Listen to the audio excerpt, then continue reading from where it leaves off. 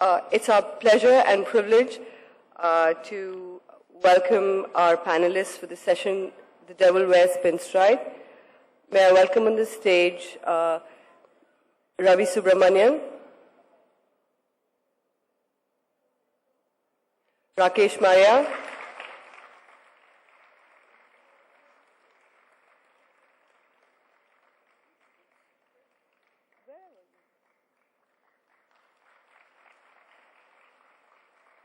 and Hussain Zaidi.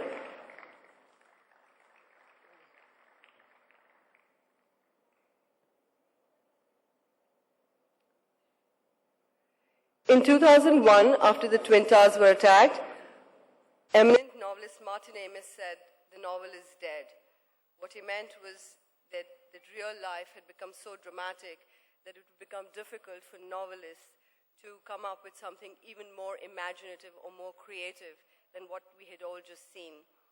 Increasingly in the last few years, we've seen crimes of spectacular dimensions. And it will be interesting. The panel is, we have on the panel Ravi Subramanian, who I wouldn't like to call him, he's popularly known as the John Grisham of India, but I think he has his own unique style of writing and unique brand of like unputdownable books about white-collar crime. And we have Rakesh Maria. People in Mumbai don't need really an introduction to him. He is at present the chief of the ATS and has served in various capacities. And the day he decides to write his book, I think all us authors are going to be, we wait for him to write his big blockbuster. Hussain Zaidi, a well-known journalist and writer, will be moderating this session and will be talking to Ravi Subramanian and Rakesh Maria about the nature of crime. Is there something called the criminal mind, and about the nature of white-collar crime, and of course the craft of writing. Ladies and gentlemen, I present the panel to you.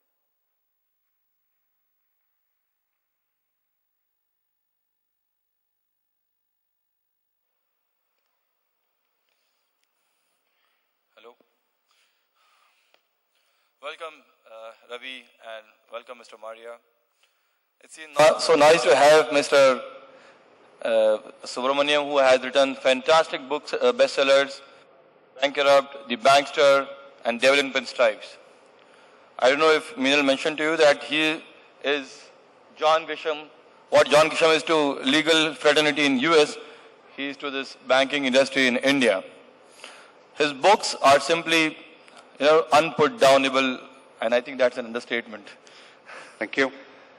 Well, tell me to start with, how do you, conceive your plot? How do you go about crafting your stories and building your characters?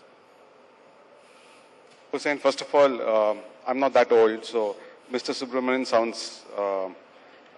Okay, I'll come to Ravi. I'll start calling you Ravi as we talk. Yeah, Ravi sounds much better. Okay.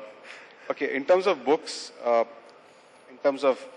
if you look at most of the authors around, I think one single aspect which most of the authors have in common is that they are keen observers. So when they actually talk to people, when they discuss things as mundane as your regular routine job, you always have your antenna up. You always have your eyes and ears open. And a simple incident, a very small incident, can actually be a trigger. I'll give you an example of my latest book, Bankrupt. There was this gentleman who had come from MIT, USA to present to me a credit analytics model on how to actually underwrite a loan, how to actually approve or decline a loan, and how it's done in the US and whether we can incorporate that here. That discussion lasted for 30 minutes or thereabouts. But after that, he started telling me about how academics works in the US, how people have aspirations, how it's different from India. And that discussion lasted for 4.5 hours, where he started telling me about what are the cardinal sins of academia in the US. And the moment I walked out of that meeting of 4.5 hours, I knew I had a backdrop to my story. So I think the way stories evolve, the way people actually think about backdrops, is largely through interactions with people day in, day out. And even my discussion with you, with Mr. Maria here, can actually give me a plot for a story.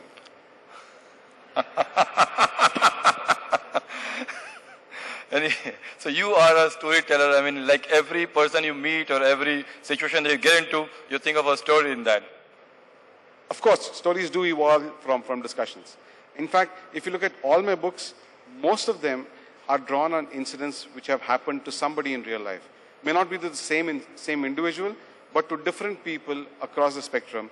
And I pull them together, take real life instances, and then weave them into a nice little jewelry and present them to the audience. I think that's where most of the authors these days work, which is essentially looking at real life incidents, trying to build them into a story. Can you at least give me one anecdote of real life incident in your stories, which, I mean, don't mention the real names, but at least one incident, one anecdote which you had woven in your story? If you look at Bankrupt, Bankrupt has got 3 big scams. One is the emu scandal which happened in south of India, which is a real story. There is a shoe scam in the book, which is a real life story which happened up north of India. And there are shooting incidents arising out of aspirations of academia in the US, which is also based on a real life incident. Coming to you, Mr. Maria. I don't know how many guys know about Mr. Maria's superlative investigative skills. But Mr. Maria has been described as Claude Lebel and John Preston of Frederick Fawcett novels. Those who have read Day of the Jackal, they know who Claude Lebel is. And The Fourth Protocol from the same author. It's only because of his keen investigation, the way he goes about, hunting his criminals, that he has earned this reputation. Those who know about 1993 blast, even his hardest detractor would say that had he not been in the shoe of investigator, the case would not have been cracked the way he did. So, to you, Mr. Maria, have you ever thought of writing a book on your experiences? Hello. Ravi just mentioned that, every interaction of his with individuals, gives him a story idea. For us in the police, every investigation is the unfolding of a story. It's a plot. Every case that we investigate has the germ of a story in it. Every accused, every witness is a character in a story.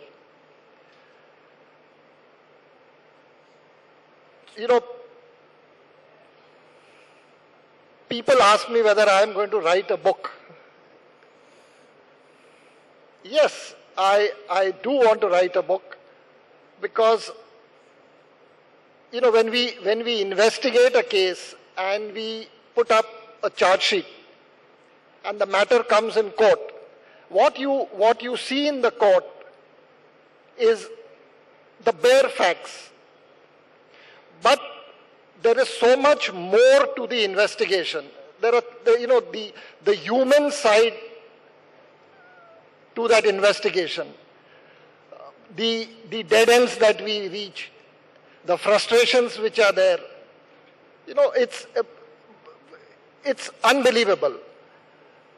Hussain wrote this book, Black Friday, on the 93 blast. It covered quite a lot, but there is so much more that can still be written, which never came in the public realm.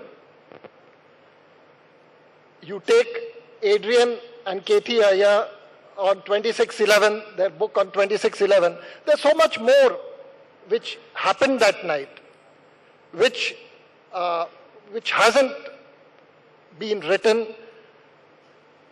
The human side of it, the stories, whether in the control room or on the spot, there are so many factors, so many stories which can be written. So yes, I think once one doesn't get time now since one is in service, there is no time absolutely. But once I retire, yes, I would sit down to write a book. Okay, here's an offer to Mr. Rakesh Maria. Okay, why don't you tell me the stories and I write them? I think we'll discuss this after the show.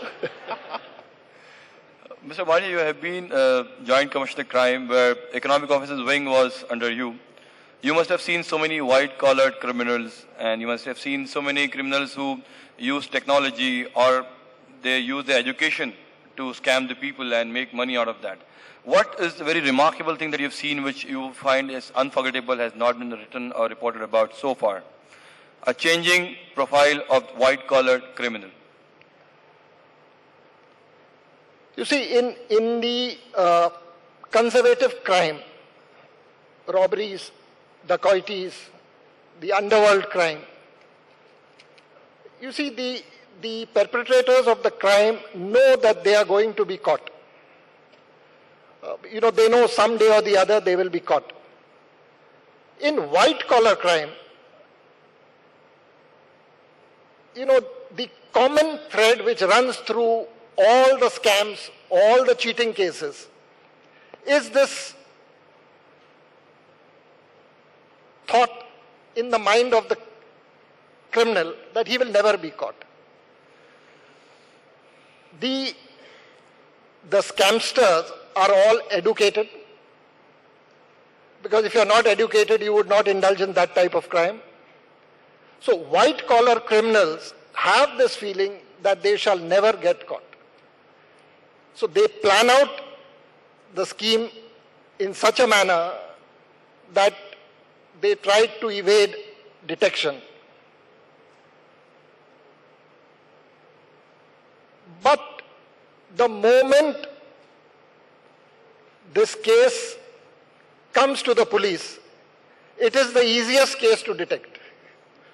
Unlike the underworld or a terror-related offense, where getting the criminal is easy, but trying to collect evidence subsequently is difficult. Here, in white-collar crime, there is a paper trail which is left behind, and the moment you touch the criminal, the whole thing falls in place. A question to you, Ravi. Now I'm calling you Ravi, not Mr. Subramaniam. Thank you. In Bankster and Bankrupt, your story is more about, financial scams and a person's, very intelligent, smart scheme to rob. But in Devil's Pinstripe, you have, Devil in Pinstripes, you have done 3 serial killing at different places. How you have made a switch, or how you came up with this plot where this violent killing is involved and there is a very larger plot for this? How do you depart from this plot to violent killings? There's a fundamental difference in the way a lot of Indian authors write stories and the way a lot of authors in the US and the UK build their books on. Authors in the US and UK typically take a small instance and stretch it into the entire book, and then build in a lot of excitement, a lot of action, a lot of chase, a lot of murder, etc., and then it takes it to its culmination. A lot of authors in India actually pack in a lot of stuff inside the book. And that's what I try to do. I try to weave multiple plots. For example, Bankrupt has multiple plots of one running in Coimbatore, one running in Bombay, one running in Boston. All of them converge in the end. Bankster has multiple plots of one running in Angola, one running in Kerala with a nuclear power plant, one running in a bank in Bombay, and all of them kind of come together towards the end. It's largely to tease the audience, to keep them intrigued, and then give them a surprise in the end, which comes as a bit of a shock. If you do that, then people will remember your book, people will remember the messages, or have something to take away from the book. So for me, when I write a thriller, there are 3 things which are important. Short stories and short sentences. 2, a murder in the first 10 pages of a book, and a twist in the last 3 pages of the book. If you do that, everything else is fine. People will remember the story. Notes of what you're saying. So please explain. Pen and paper. Yeah. Say that again. Short sentences and short paragraphs and short chapters. 2, a murder in the first 5 pages of a book. And 3, a twist in the last 3 pages of the book. If you do that, you have a sure shot winner on your hand. I must tell you that Ravi has just been given second award day before yesterday for his book, The Bankster. So, I mean, those of you who wants to crack this formula for a successful book writing and award-winning performance, Ravi is your man. I'm going to ask more such questions from him. Please keep a pen and paper ready. Coming to Mr. Maria. In 1993, you interrogated so many criminals in Blast, and you've seen their profile. You say that how the motivation and what led them to that terrorist act. In 2008, you were the only officer to have interrogated Ajmal Kasab. Now in 15 years, have you seen a leap in terrorism? Have you seen the changing profiles, their motivations, the way they approach terrorism? What would you like to say about this two kind of terrorists in 15 years change? See, in 1993, the ISI in Pakistan used the Mumbai underworld to orchestrate the serial blasts. Over a period of time, this has changed. Now you have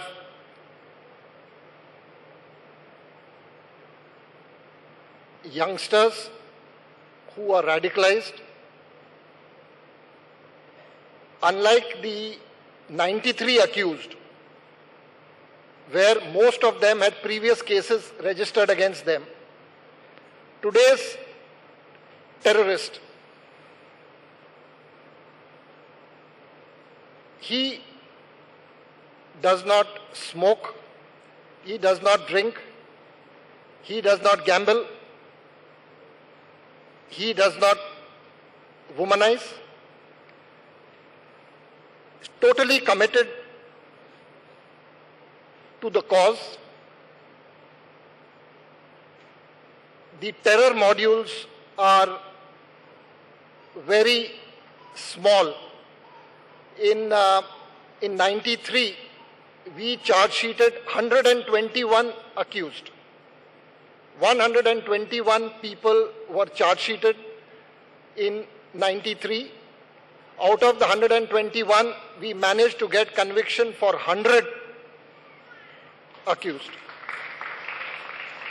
Today, the terror modules don't exceed above 4 to 5. It's a very close-knit group. Even the families don't know. Even their friends don't know. It's a very close-knit group. The conspiracy remains within the group. There is a lot of change which we are noticing in the communications today. You know, unlike the common perception that, you know, telephone interceptions and the like, they don't communicate on telephone, they meet, the conspiracies are discussed, the crime is planned out, and then the event occurs.